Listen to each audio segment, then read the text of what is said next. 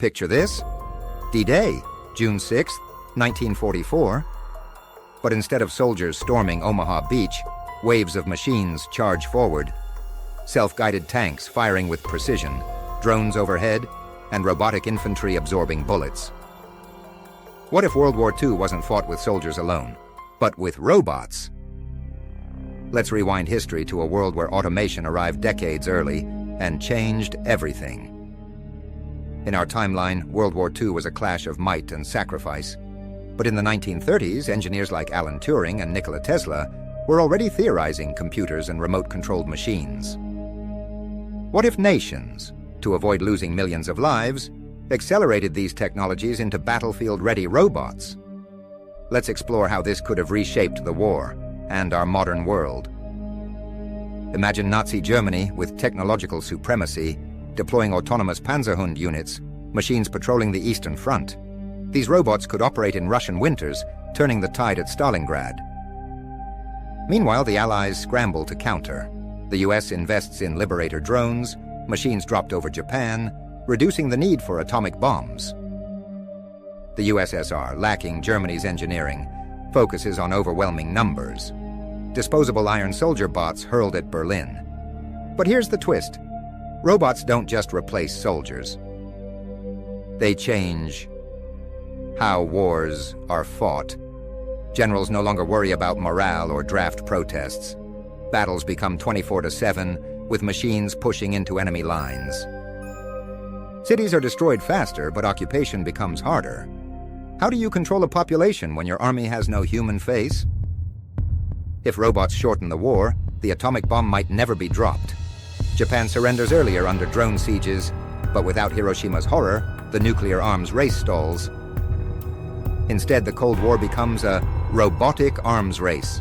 Stalin and Truman compete to build autonomous tanks and AI-controlled fighter jets. The Iron Curtain isn't just ideological, it's a wall of machines dividing Europe. Colonial empires collapse faster. Why? Britain and France can't afford both robots and colonies. They abandon overseas territories to focus on automated defense, accelerating independence movements in India and Africa. Meanwhile, nations without robotics expertise, like China or Brazil, become battlegrounds for proxy wars fought by machines. The Third World isn't just exploited for resources, it's a testing ground for killer AI. Here's the question: if robots win the war, do humans learn the wrong lesson?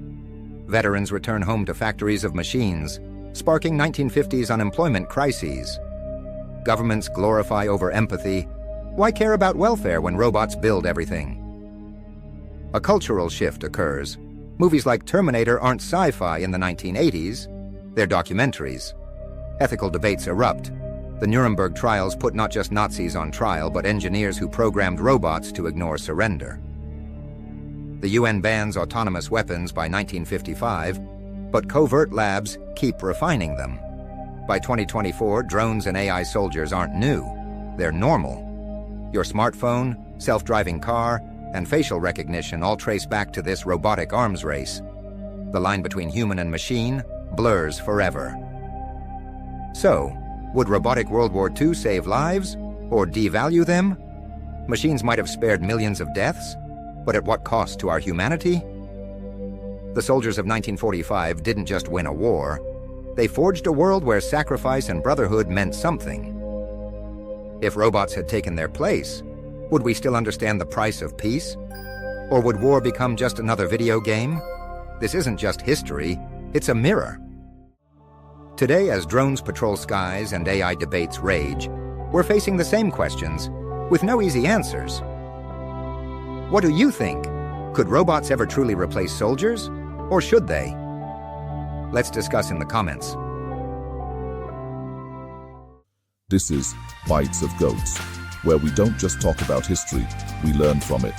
See you in the next one.